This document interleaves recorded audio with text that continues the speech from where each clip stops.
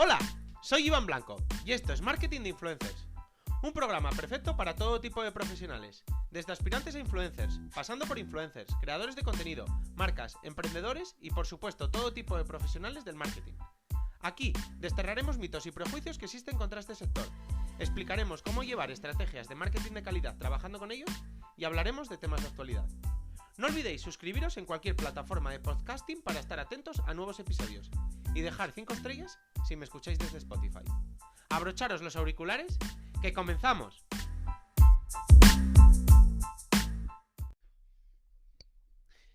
Hago este episodio a raíz de una noticia que saltó a los medios españoles la semana pasada. Supongo que en Francia habrá saltado un pelín antes, que era que en Francia este lunes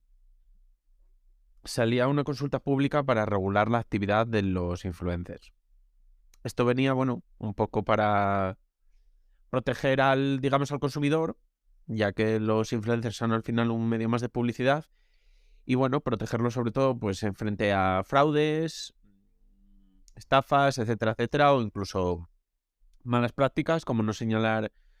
que se trata de publicidad cuando, por ejemplo, lo es.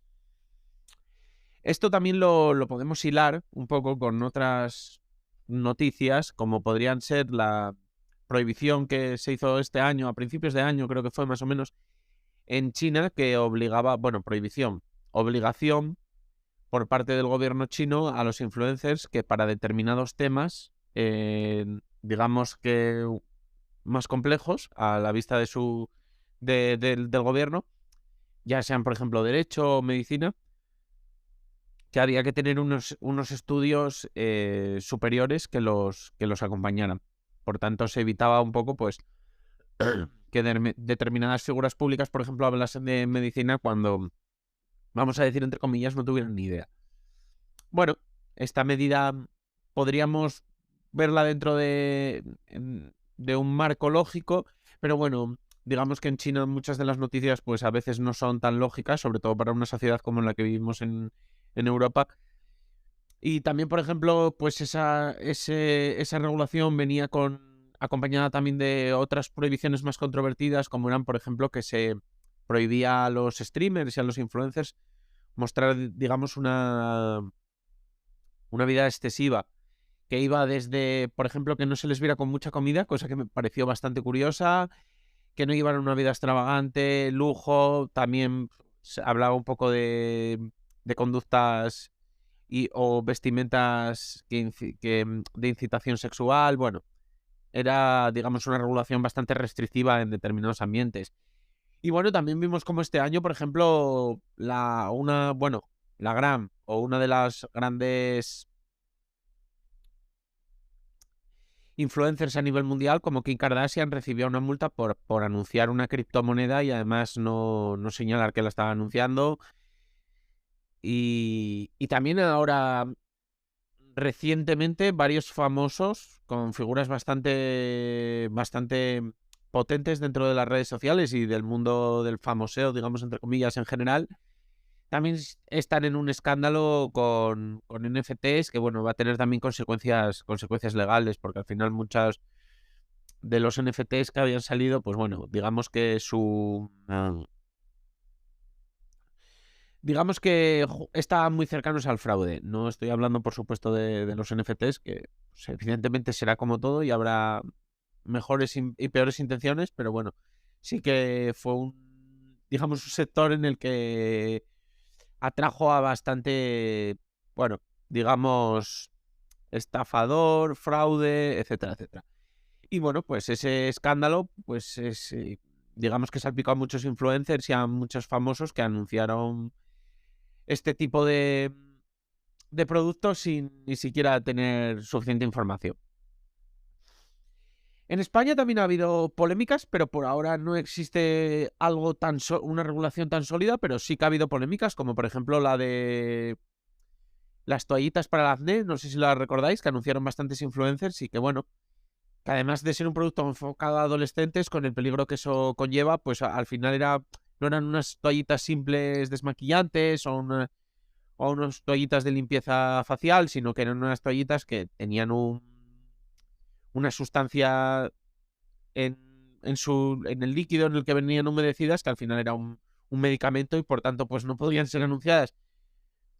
sin ni por una persona que no fuera un especialista ni en una red social así de forma tan a la ligera, digamos. Entonces, bueno, al final un poco, a raíz de todo esto, de todo este condensado de pequeñas noticias o pequeños sucesos que han ocurrido en las redes sociales en los últimos tiempos, pues la lectura sobre todo que yo saco es que al final, pues, empieza a respetarse, digamos, ya al sector de los influencers y a tenerlo en cuenta. Al final ya no se considera que son 4 muy, muy, entre comillas, frikis en su casa grabándose en directo o 4 personas que se hacen fotos en Instagram. No, ya se respeta el sector, ya se sabe que lo que diga cualquier influencer pues ya son tan líderes de opinión como cualquier otra figura pública y que por supuesto compiten con los medios. Compiten con los medios para liderar la opinión y para digamos, los contratos publicitarios. Por tanto, pues evidentemente ese respeto pues también trae unas consecuencias y por supuesto esas consecuencias pues son que se le pide muchísima más responsabilidad al sector y se le pide pues estar arreglado. Y a la vez pues evidentemente al igual que las redes sociales estamos viendo como si no son reguladas y si no son las personas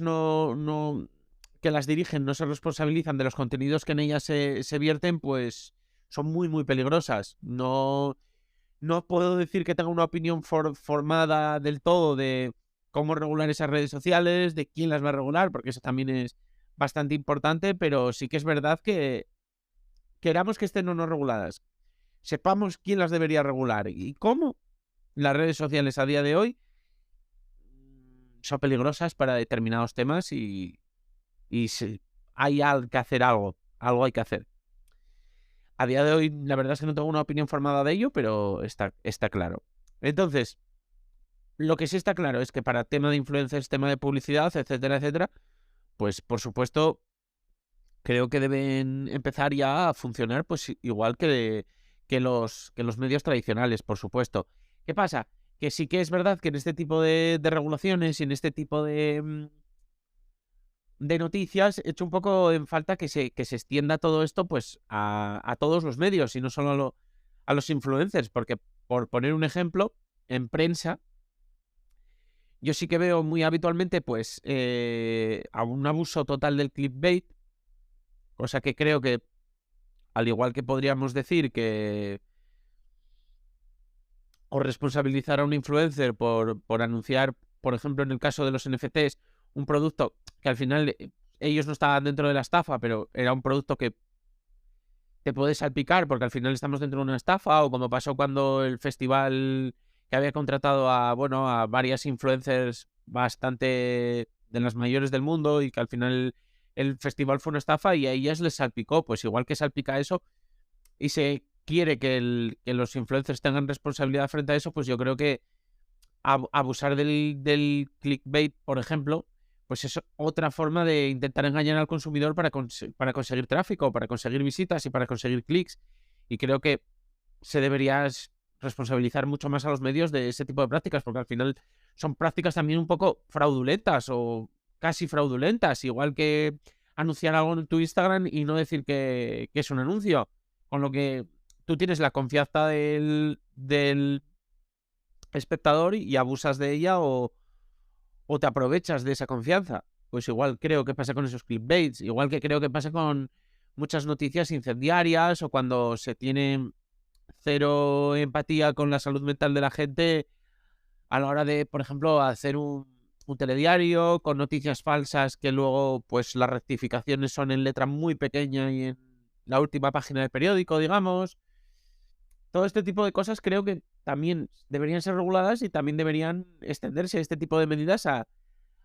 este tipo de medios más tradicionales o medios en general, creo. Y luego, por otro lado, también, por ejemplo, en cuanto a la publicidad que estábamos hablando, ya también muchas veces, por ejemplo, en la prensa escrita te encuentras con notas de prensa encubiertas como noticias y muchas veces está señalado muy pequeño y muchas veces ni siquiera está señalado. Entonces, al final es otra vez publicidad encubierta. La misma estrategia que estábamos hablando que quiere regular Francia en los influencers. Por tanto, creo que que se debe extender un poco a todo. O incluso en las series de televisión, que, por ejemplo, en las series de televisión, Netflix solo está obligado en un capítulo de, vamos a poner 1 hora, bueno, Netflix y todas, en los primeros segundos a poner un iconito que pone que en ese capítulo va a haber product placement, pero al final, durante la hora siguiente, te puede anunciar todo tipo de productos y solo ha tenido que hacer eso. Entonces, si por ejemplo, por poner un ejemplo, un influencer cuando hace una story, vamos a poner de 1 minuto, tiene que tener durante ese minuto el hashtag ad o AD o anuncio, bueno, porque realmente se ha cambiado varias veces ese hashtag,